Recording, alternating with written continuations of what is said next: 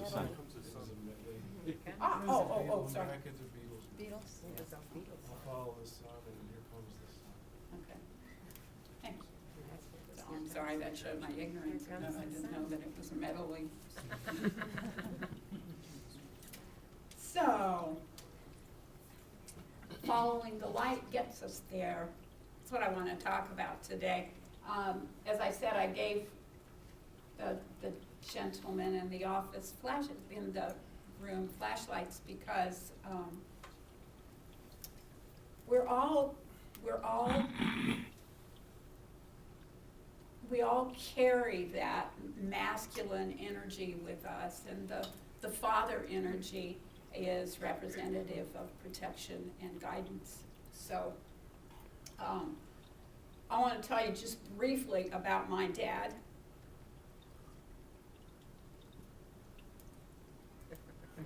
Wait for it. His name was Al Hathaway, and he was such a character. And if I tell you and have told you about Tiger and what a character Tiger is, wow, my dad was way more than that. He started out as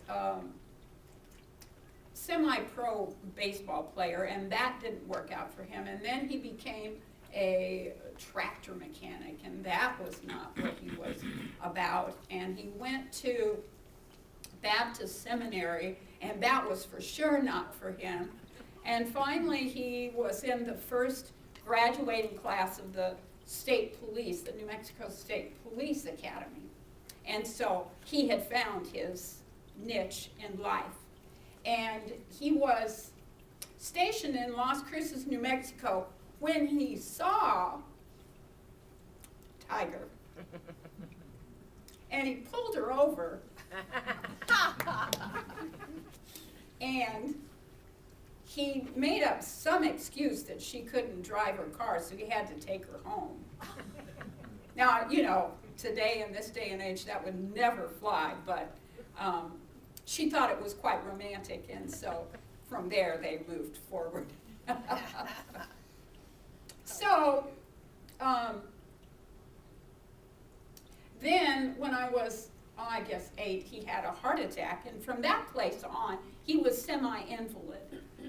But that gave us a chance, he and I, to be really close. And so anytime he wanted to repair something, and remember, he didn't have a calling for repair, I would have to hold the flashlight for him. And so I was like his sidekick in all of these misadventures of repair. The television set wouldn't work, and he'd pull it out and crawl back there and say, "Rebby, come and hold the light." So I'd hold the light for him, and it'd go on and on and on. And then I would get shaky, of course, because holding the light, and then I'd get little reprimands like, "You need to hold it still." And so that was why he could never repair the television set, was because I was shaky with the flashlight. Same with the washing machine, you know. He'd pull it out from the wall, and he'd ask me to hold the flashlight, and then he'd say, "Oh, well, the damn thing can't be fixed." And it'd be parts all over the living room, but never mind. But what he would do is, when I was little, I had these horrific wake up screaming nightmares, and so he gave me a magic flashlight so that I could always be safe. And you know what? It worked, because I slept with that flashlight for years and years and years. And after he gave me the magic flashlight, my nightmares stopped. I thought that was really lovely. So that's one of the reasons I have given you the flashlight. But the other reason is because of the divine that we refer to often in Christianity as Father. And we do that because Jesus had a really close and powerful relationship with that essence, the whatever we name it, the other, that is all there is, the one, the divine, the creative force. Jesus called it Father, Abba. It was very personal to him. Now, Abba in the Aramaic means daddy. He had a warm, personal, intimate relationship with the essence. And it is a symbol of protection and guidance. So when we think about the light, we think about that divine protection, that divine guidance. So it's like setting your intention to go on a trip. Say, for instance, tonight I decide I'm going to go drive to Las Vegas. So I get in my car and I turn on the lights, and they go maybe 150 feet. But I can trust that they will get me there. Those lights will allow me to travel all the way in the darkness to Las Vegas. So it's a matter of setting my intention and making the journey. Because life is a process. Some people, and my first husband was like this, thought that if things didn't happen immediately, then things were not working.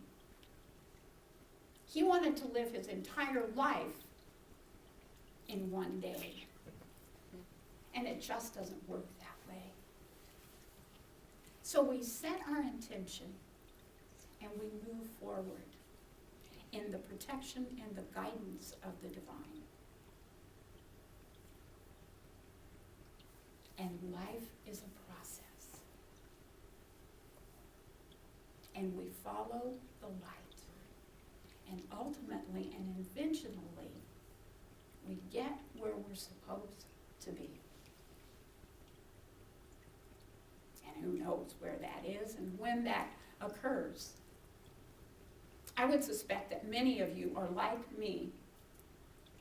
We start out in life with an intention, a thought, an idea, and then life happens. And we traverse through it, and we end up where we are right now. I tell you, if I had said to my dad that I was going to be a minister, God only knows what he would have said. A lot of eye rolling. And he'd say, "What are you thinking, daughter?" Because he said that a lot. I never would have dreamed I would have ended up being a minister. But life happens. It's a process. And just like making a journey to Las Vegas in the dark, following the lights, life unfolds that way. We do the next best thing. And then we do the next best thing. And then we do the next best thing. And eventually, through that process of journey, we end up in some really unexpected places. Now, I don't know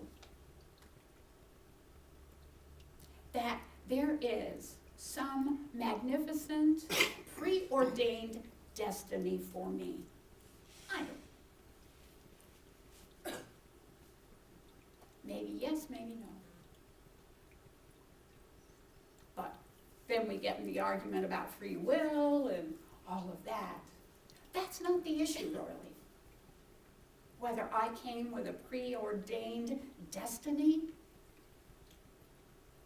I probably came with preordained propensities for talents and skills. But it's up for me to live the life through the process, to take the next best step and the next best step and the next best step. And perhaps there is some wisdom that I arrived with, some foreknowledge of where and what I should be and where I should be.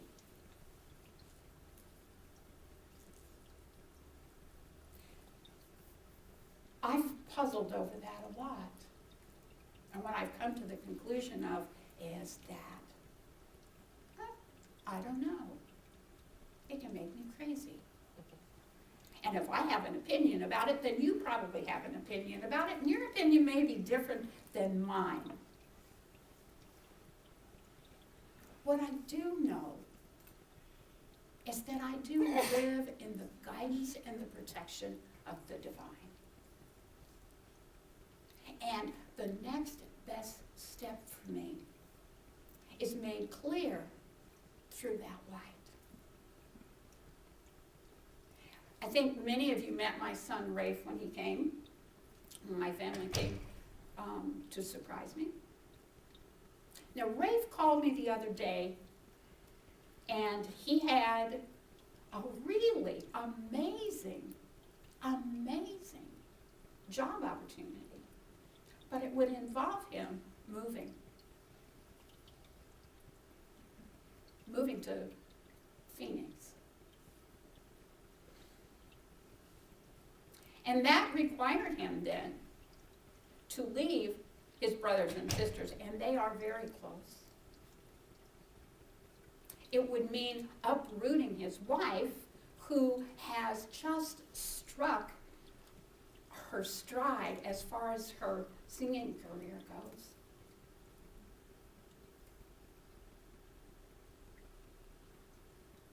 And so he was calling, not necessarily for cancel, but for conversation, to talk about what I thought, which I found very flattering. I couldn't direct him or guide him or make decisions for him. But what I could say to him, in all sincerity, is that there are no wrong decisions. Whatever decision he makes is the right decision. It doesn't matter. It doesn't matter. So we puzzle over things, and we think about things, and we mull over things, and we're anxious, and oh my gosh, what if I make the wrong decision? Oh my goodness. No, sorry. That's what happens if you make the wrong decision. Thank you. There are no wrong decisions. You might notice the silence.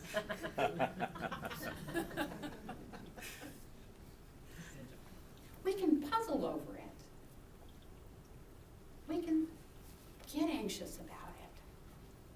But the truth of the matter is, there are no wrong decisions. Because the decision that we make is part of the process, and we just follow the light and take the next best step, and eventually we get someplace. And where we get is exactly where we're supposed to be. Is that divinely guided, divinely directed? It certainly is divinely blessed.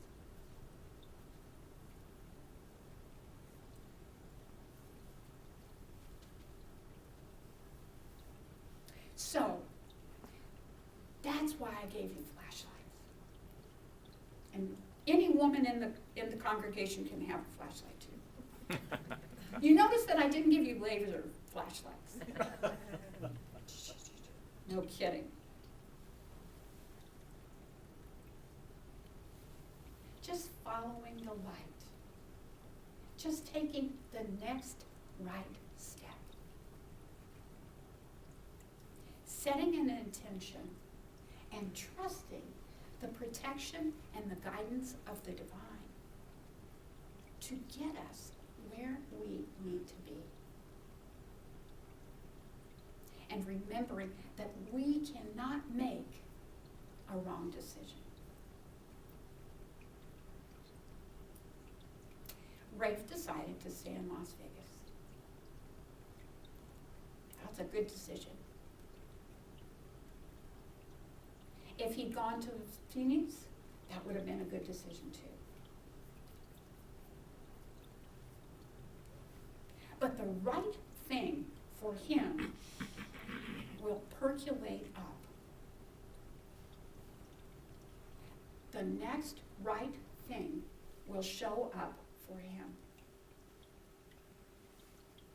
Because he lives in the protection and the guidance of Spirit. Whether he's aware of it or not.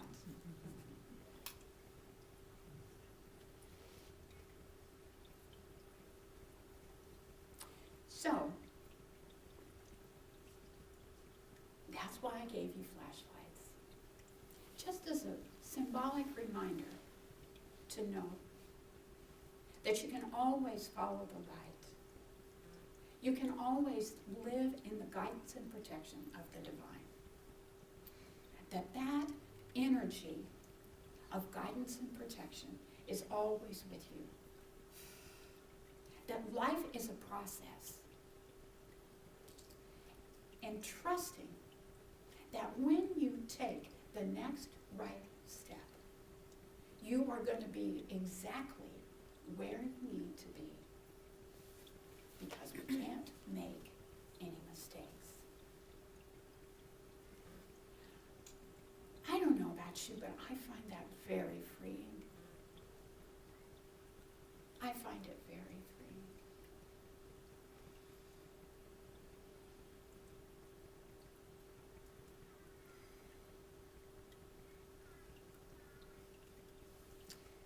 So,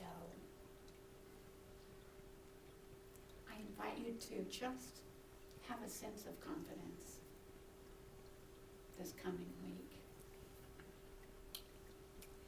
I was saying to Kathy earlier that the last line in Mark Nagpo's writing today really touched me, and I'm going to share it with you.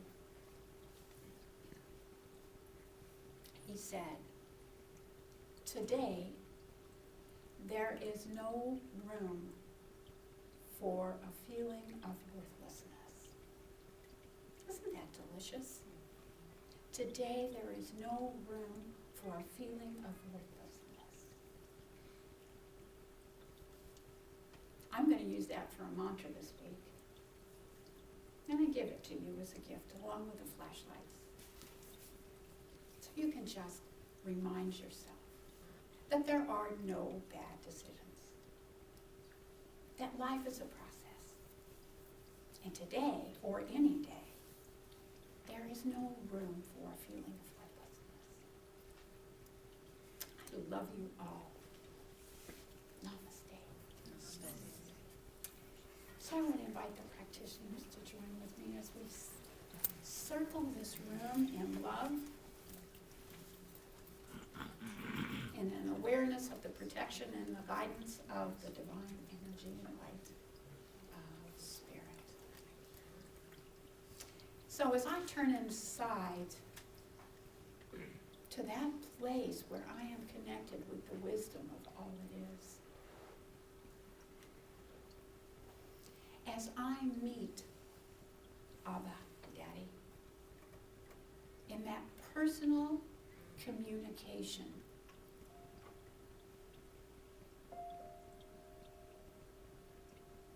As I live in the divine center of love and protection,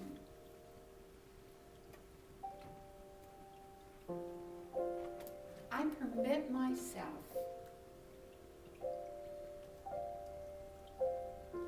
to be at peace, to be aware of my worthiness of standing in that place.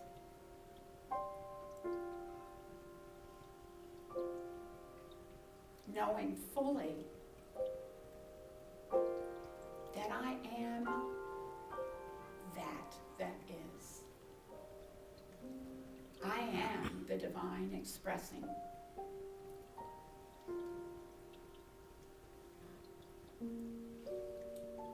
Because there is only one, I am it. And because there is only one, you are it.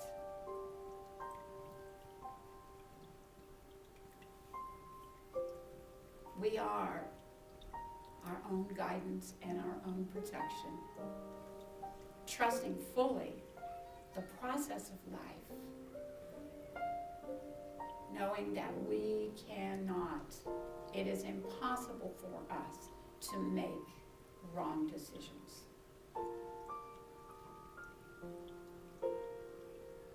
Because those things that occur in life that we judge and label as horrible, scary, bad, are illusionary monsters. And in the center of it all, that quiet, still essence of that called us here.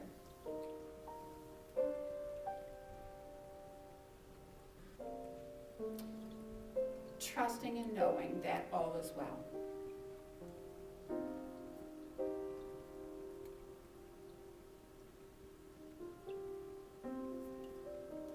Trusting and knowing that my word has power and it is creative because it is the voice and the word of the divine, as is yours. So I open my heart to celebrate the good and the more good and the greater good that is always unfolding in the light as I genuinely and sincerely make the next right choice.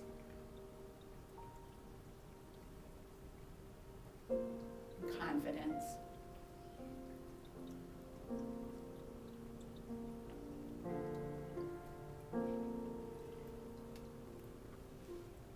And I celebrate the truth that all is well. It cannot be otherwise.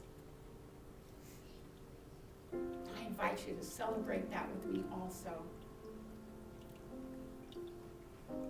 By declaring it done. By saying, and so it is.